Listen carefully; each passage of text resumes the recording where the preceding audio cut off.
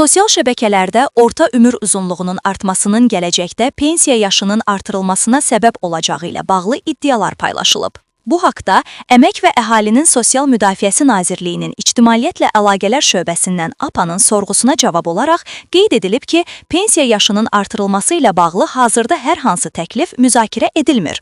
Qeyd olunub ki, ölkədə sosial ödənişlərin, o cümlədən pensiyaların davamlı artımı təmin edilməklə yanaşı, bu ödənişlər Dövlət Sosial Müdafiə Fondu tərəfindən hər ay vaxtında həyata keçirilir. Eyni vaxtda, fondun maliyyə dayanıqlılığının təmin edilməsi üçün də məqsədyönlü işlər aparılır. Sığorta pensiya sistemində rəqəmsal həllərin geniş tətbiqi ilə şəffaflığın təminatı, DSMF-nin sərbəst vəsaitlərinin investisiya fəaliyyətinə cəlb edilməsi və sair istiqamətlərdə müvafiq addımlar atılır. Qeyd olunan tədbirlər çərçivəsində pensiya yaşının artırılması ilə bağlı hazırda hər hansı təklif müzakirə olunmur, cavabda bildirilib. Xatırladaq ki, dünən Maliyyə Nazirliyi tərəfindən hazırlanan 2026-2029-cu illəri əhatə edən orta müddətli xərclər çərçivəsində qeyd edilib ki, 2024-cü ildə Azərbaycanda orta ömür uzunluğu 74,6 il təşkil etmiş və mövcud artım tendensiyasının davam edəcəyi halda BLMT-in proqnozlarına əsasən 2050-ci ildə 78,6 il olacağı gözlənilir.